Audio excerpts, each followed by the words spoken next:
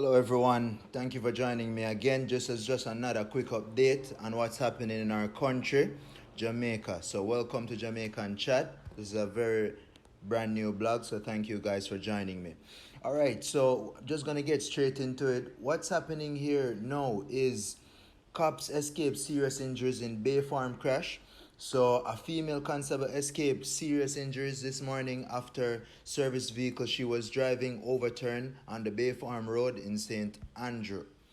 A constable who is attached to the Narcotics Division is reported to have been speeding around 5:30 a.m.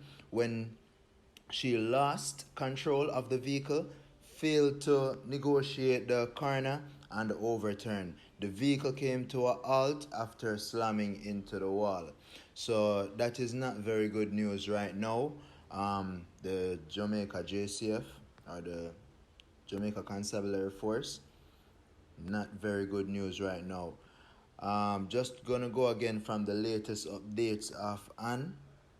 You guys can let me know how you feel about that crash.